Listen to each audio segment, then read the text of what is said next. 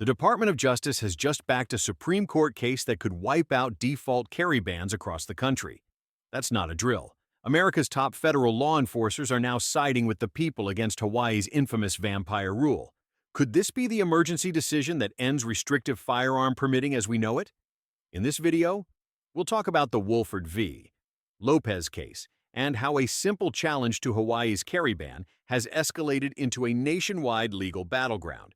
You'll hear how the DOJ's surprise amicus brief throws gasoline on the fire, what it means for other states like New York and California, and how it could trigger a chain reaction that finally topples magazine limits, rifle bans, and the bureaucracies built around them. We'll break down why both pro-2A supporters and libertarians and anti-2A gun owners are reacting the way they are, and what gun owners should prepare for as the Supreme Court weighs in. News about federal court dockets rarely pierces the roar of election year rhetoric, yet today's gas pump gossip has traveled faster than a 55-grain VMAX. Wolford v. Lopez, once a regional complaint filed by a handful of Hawaiians tired of being treated like criminals for tucking a pistol under a shirt, has vaulted into the national spotlight because the United States Department of Justice has taken the plaintiff's side. The suit targets Act 52, a measure Honolulu rushed through after the Supreme Court's Bruen ruling. Rather than comply with Bruen's command that ordinary citizens may carry in public, lawmakers flipped the assumption of liberty on its head. Carry is a crime everywhere, unless the property owner posts an explicit welcome sign for guns. Commenters quickly dubbed the scheme the vampire rule, permission required before entry. Hawaii's statute looks modest on paper but brutal in practice. It criminalizes carry in shopping centers, doctors' offices, coffee huts, and supermarkets whose owners prefer to dodge political landmines by posting nothing at all. A licensed resident who stops for fuel after work moves through a minefield of misdemeanors, each worth up to a year behind bars. In effect, the rule resurrects the May-issue regime Bruen struck down, just dressed in new decor. Property rights are the pretext, yet no one demands every petrol pump display a sign authorizing speech or religious freedom. The selective burden lands only on the Second Amendment. Context matters, and Hawaii's record before Bruen shows why residents smelled a rat. Between 2000 and 2018, the state granted precisely 4 civilian carry licenses, 2 to jewelry couriers escorted by armed guards. Applicants were told to supply notarized affidavits of clear, present danger, a security resume, and letters from police commanders. One county never even printed application forms. When Bruen demolished that charade, Act 52 rose in its place. Same stone wall, brighter paint, identical purpose, deny, delay, and hope nobody tests the mortar. District Judge Leslie Kobayashi compared Act 52 to the historical tradition Bruen demands and decided the plaintiffs were likely to prevail. She imposed a temporary restraining order, then a preliminary injunction blocking the default property ban. Hawaii sprinted to the Ninth Circuit, a venue famous for polishing gun restrictions. True to form, a 3-judge panel reversed the injunction, leaning on 19th-century trespass laws that fined hunters who crossed fences to poach livestock. 6 judges dissented from the denial of full court rehearing, warning that the panel's logic would hollow out Bruen. Reading that opinion feels like wandering a hall of distorted mirrors. Instead of analyzing sidearm carriage in commerce, the judges latched onto farming regulations. They lifted phrases about unauthorized armed presence from dusty livestock rules and dropped them onto strip mall parking lots. No one discussed the fact that most of those old laws still allowed travelers to carry on public roads. By stretching analogies to breaking point, the panel signaled that any modern restriction might survive so long as someone, somewhere, once wrote a vaguely similar rule. Normally, the story would stall there for years. The Supreme Court dislikes interlocutory petitions, and gun rights litigants usually slog through trial and a second appeal before the justices glance their way. The Department of Justice just shattered that tradition by filing an amicus brief urging the court to take Wolford now. Signed by Solicitor General Melissa Holyoke and approved by Attorney General Pam Bondi. The brief labels Hawaii's rule a near-total ban incompatible with both text and tradition, a remarkable pivot for a department that once authored the federal bump stock prohibition. The brief also asks the court to finish work left open by Bruen, clarify where citizens may carry and what arms remain protected. It notes that Rahimi addressed who may be disarmed but left location bans and arms bans simmering. Lower courts, the brief argues, have exploited that gap to resurrect permit schemes with fresh labels and to bless sweeping prohibitions on rifles and magazines. By inviting the court to speak on those points, DOJ places cases such as Snope, Illinois rifle ban, and Ocean State Tactical, Rhode Island magazine ban, squarely on deck. Reaction in gun circles split along familiar lines. On R Pro-Gun, users celebrated the move as nothing short of watershed. After years of watching sympathetic appellate panels stall, they saw the Solicitor General hand them a tactical advantage. Many predicted better than 70% odds the court will grant review, noting that the justices now have cover because the federal government itself asked for it. One quip: the Ninth Circuit opinion arrived at 1 First Street already on life support. Libertarian forums struck a cooler tone. They remembered President Trump's earlier bump stock ban and his take the guns first, due process. Later remark: to them, the brief looks like damage control. Better to board the train before it reaches the station than get blamed for trying to derail it. Losing Wolford without filing in support would paint the administration as anti-gun. Siding with plaintiffs lets it claim the win. Skepticism deepened when DOJ settled with rare breed triggers, ending efforts to classify forced reset triggers as machine guns. Critics called the retreat face-saving, but gun owners still cheered. Retailers dusted off inventory, and shooters returned to discussing cyclic rates instead of subpoenas. Suppressor fans spotted progress in the draft Big Beautiful Bill, which would eliminate the $200 tax stamp while keeping fingerprinting and registration. Idealists want silencers removed from the National Firearms Act entirely. Yet even skeptics admit that a zero tax transfer would open the market to budget-minded buyers and catalyze innovation in 3D printed cans. Regardless of motive, the Solicitor General's brief guts the central argument blue states use to fence off daily life from lawful carry. Property owners may exclude armed patrons, but DOJ stresses that such a choice must be deliberate. Silence cannot erase a constitutional right. A newspaper need not display a First Amendment welcome sign. A corner shop should not need a neon sticker saying self-defense permitted. Opponents claim the law empowers proprietors, yet real-world experience shows the opposite. Picture 3 neighboring businesses: a hardware store whose veteran owner welcomes carry, a pet supply shop whose landlord forbids guns in every lease, and a bakery whose manager never considered the issue. Under Act 52, a carrier becomes a criminal the instant he steps from hammer aisle to dog food display unless the pet shop hangs an affirmative sign.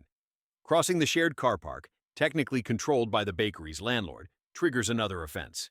Weaponizing property rights does nothing for owners. It only snags customers in legal tripwires.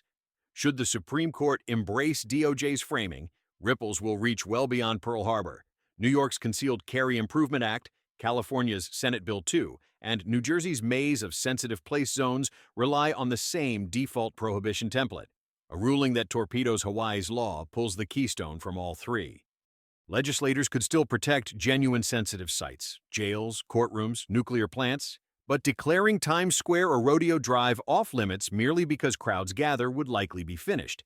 That prospect terrifies officials whose careers lean on portraying firearms as tools of fringe paranoia. Permits in New Jersey, Maryland, and Hawaii exploded after Bruen, so anti-gun legislators countered with mandatory 16-hour classes, inflated fees, and good moral character tests. A decisive Wolford ruling would slice those hurdles to ribbons, leaving permits closer to driver's licenses, useful for reciprocity, not gatekeepers at home. History suggests the justices may go that direction. Since 2008, every major Second Amendment decision, Heller, McDonald, Caetano, Bruen, expanded individual liberty. Even Rahimi, while upholding certain prohibitions, reaffirmed text and history analysis. Wolford presents a clean vehicle. Plaintiffs are law-abiding, unlicensed, and unblemished by domestic violence orders. Hawaii's entire defense is that private property equals a perpetual emergency zone unless management says otherwise. Opponents aren't idle. Each month, the case lingers. State capitals draft fresh restrictions. New York built an ammunition background check portal that crashes so often clerks joke about reading tarot cards. California imposed a 48-hour cooling-off period for common rifle parts, painting springs as public health hazards. Delay drains plaintiffs' wallets and clutters the field with overlapping rules. Early Supreme Court review short-circuits that game.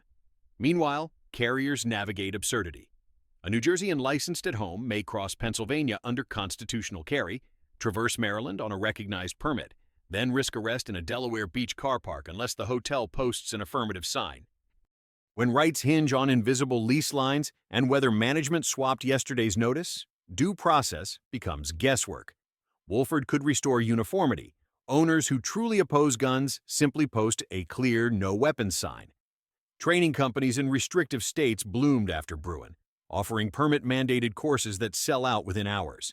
If Wolford trims those requirements, fluff classes will fade, and demand will shift to scenario-driven defensive training. Firearm sales track legal clarity. The clearer the rules, the more comfortable first-time buyers become. The potential market shakeup is already visible at trade fairs. Firms now advertise sub-$200 additive manufactured titanium silencers. Betting a waived tax stamp will unleash thousands of shoppers.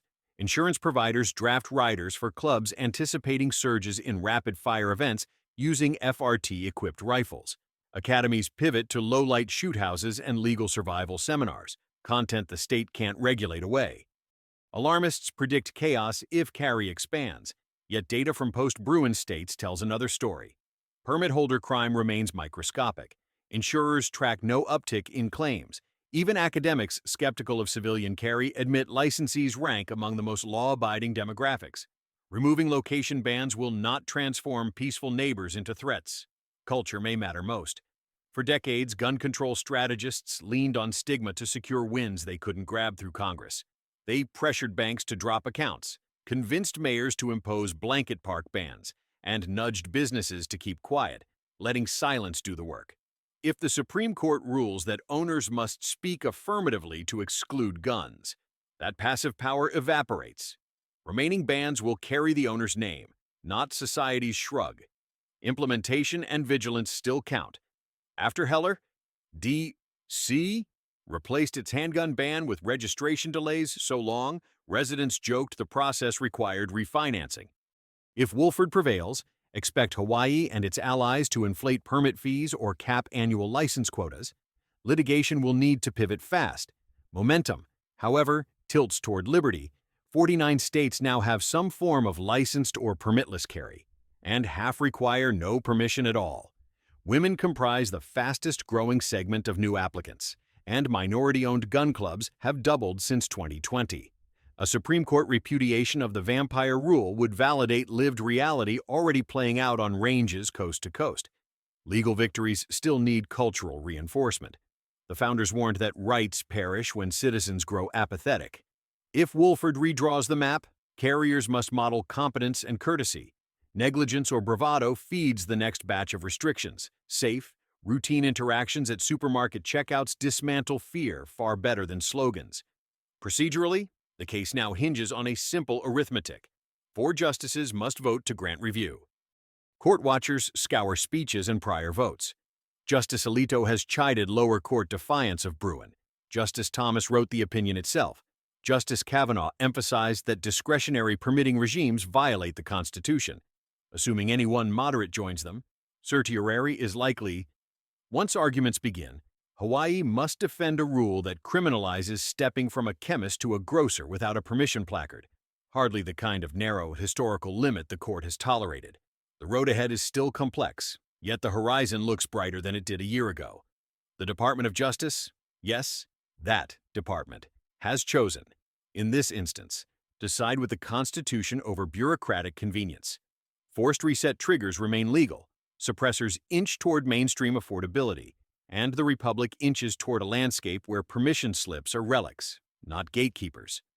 Courts alone can't guard liberty, yet when they apply text and history honestly, they pull the rug from those who rule by fear. Whether Wolford ends with a sweeping order or a narrower remand, the very possibility that it stands on the brink of Supreme Court review, with federal backing, is a development no freedom-minded American should ignore. But that's all we have for you in this video. Hawaii tried to play games after Bruen, but Wolford might end the charade for good. With the DOJ siding against vampire laws, the door is wide open for the Supreme Court to slam down hard on permit schemes disguised as property rights. If the justices take this case, and they just might, we could be looking at the moment carry permits become irrelevant in most public places. What do you think? Should carry always be legal unless explicitly banned? Should courts go after mag limits and rifle bans next? Drop your thoughts in the comments, hit like, share the video, subscribe, and ring that bell too for more. Thanks for watching.